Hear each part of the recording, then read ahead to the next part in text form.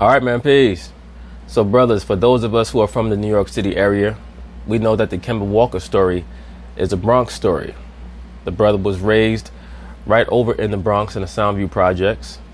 And all of us who are from New York City, we're very happy for Kemba that he was able to raise himself up and become such a prominent player in the NBA. His career started off in an exemplary way as a standout point guard for the Connecticut Huskies. He was able to win a championship. And you could see from then that he had the it factor. He was a great clutch player then, and he's still a great clutch player. In my view, he's kind of like a little mini Allen Iverson. And I was having a conversation with my pops a few days ago. We were talking about Kemba Walker. And I was telling him there's no way that Jordan's going to let him go. Because the Charlotte Hornets are in a very precarious position. They're not the type of team that's going to be able to lure in a top-notch free agent. And their team is not going to be bad enough to be able to draft high in the draft. So you're going to have to keep Kemba. And much like Allen Iverson on the Sixers in the early to mid 2000s, he's going to be the main focus. The allure, the attraction for that team will be Kemba Walker. They're never going to win, but he will go down as their greatest ever player. So he recently sat down with Miss Rachel Nichols. Of course, they're going to talk about it. I'm going to chime in.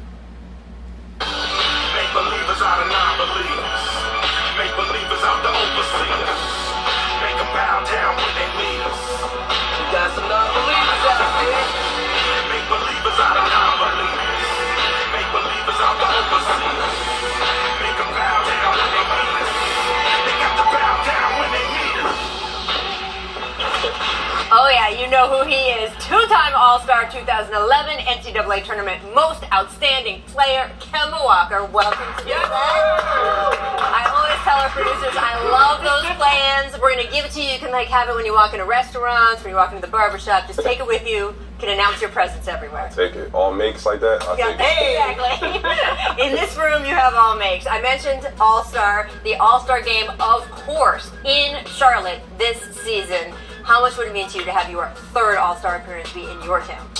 Obviously, he's going to make the All-Star team, and I'm sure that he's going to get a lot of minutes. And it would not surprise me if he won the MVP award, because for the most part, basketball today is a point guard's game, or I should say a combo guard's game. And Kemba Walker is one of the elite combo guards in the NBA today. And he's known for giving 40 points to your favorite star across the league. Kemba Walker can give 40 to Damian Lillard. He can give 40 to John Wall. He can give 40 to Steph. He can give 40 to Kyrie. I believe that he's lit all those guys up. So it would not surprise me if he were this year's All-Star Game MVP. It didn't mean the world. It didn't mean the world to represent my organization, to represent the city of Charlotte. I'm excited. I'm excited to, try to get back to that game and, try to. Look at the bio in Kemba. They have Hornets all-time leading scorer, two-time NBA All-Star, and snatcher of many ankles. Try to, be the host. Like me and you were talking earlier. Not a lot of guys get a chance to be in the All-Star game and represent their city at the same time. So yeah, it's gonna be an amazing film. Yes, so there you are in LA. That shot where there were no Lakers or Clippers representing their hometown. So maybe you can be the pioneer this year. Yay! It'll be good. But no, we love seeing you. You're having a fantastic Yes, you are. start to the season. You want to ask about step back? Yes, I have to, because the hottest move right now in the NBA is clearly the step back shot, and that's something you're very guilty of getting defenders to bite, and then you use your step back. Now, not to cut her off, but this person here, Chiney Agumake, I think that she does a very good job in her role. I will give her that much credit. You brothers know I'm not a big fan of females talking sports per se, but if you're good enough to get paid for it, go ahead and do it. I actually think that she'd be better off being a full-time basketball analyst than she would be in the WNBA. To be quite honest with you, she probably gets paid more to do this than she does to play in the WNBA. I did a video involving her where she stated that she feels like Kemba Walker is much more explosive around the basket than even Steph Curry, which is interesting because, for the most part, Steph Curry does not get credit for being an explosive athlete because he's not, for the most part. But he is extremely proficient around the rim. What are your thoughts on the increased usage of that move in the league right now? I love it. I love it. It's all about creating space. It's all about, being able to get your shot off. And for me, of course, I'm a smaller guy in the league, so it's all about space for me. It's all about creating space, and that's what I've been working on throughout my whole career to become a better player with was, space creating. Did you work on that in the off season? Were you constantly working on the step back, not just backwards, but also sideways? Every way. Look at that. You know what that means, right? Boy, I'm about to get some money. I mean, look. Michael Jordan better give him the max because he deserves to be a max player, number one. Number two, he's not going to be able to lure in any other top-notch free agents to Charlotte. You're an unrestricted free agent at the end of the season. I know there's a lot of people who want you. You went to New York last month. Everyone up in your hometown was like, Kemba, could you sign with the Knicks? If you make any of the All-NBA teams this year, you will be in line for a Supermax from the Hornets. You've got the pull of staying with the franchise that you've been with, and I know that means a lot to you, the loyalty factor. Money is nice when you get offered a Supermax, and even if it's not a Supermax, it still could be a 5-year max. And then also, of course, there's the idea of, hey, can you play for a competitive championship? And can you play for a team that can go deep in the playoffs? Do we have a quote from him from last year? I know we were scrolling by it, but this is what you said last year. You said, at this point, I want to win. I want to be in the playoffs. I'm tired of not being in the playoffs. I hate watching them on TV. And right now, as we sit here, you guys are number 8. That could, of course, change. So where are you on all that soup of factors that will go into your decision? Let me say this very quickly before Kemba Walker responds to her question.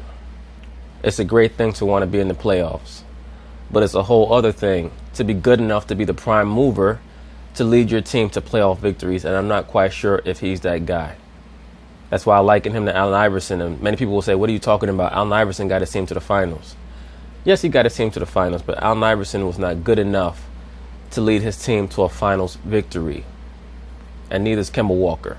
And when I say a finals victory, I mean a series victory. And especially in this era right here where you can't muck up the game like they could back in 2001 with that 76er team that had great defenders in every other position.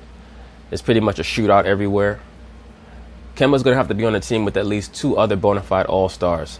And that's where we're going to see what his basketball habits actually are. Because I've stated this numerous times. What's holding back Damian Lillard and the Portland Trail Blazers is that Damian Lillard is suffering from the disease of me.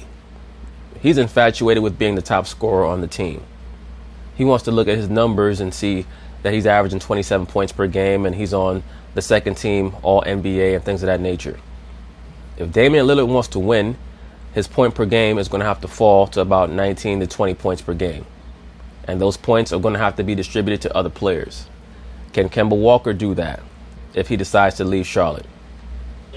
Right now, I don't think about it as much, just because there's nothing that can be done right now. I just want to I want to be able to enjoy that process, I guess, and just wait for it over the summer.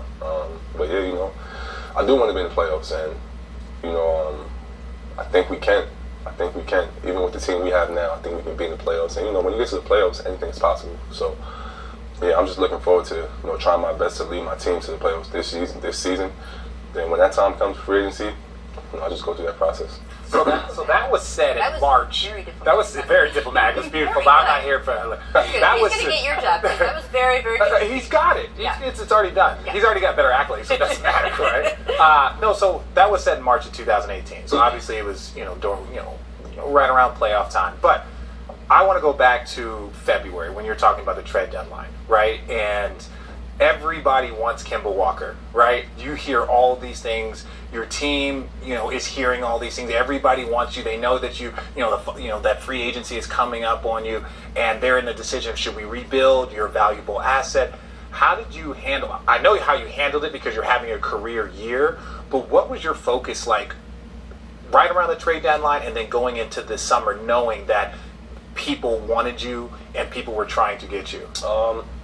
At first, it was pretty tough, just because I've never been involved in trade talks. So to hear it, and then I think I first heard it through social media. Yeah, that's how it works now. Yeah, so accept that. So from that point on, I was pretty upset. But you can only control what you can control.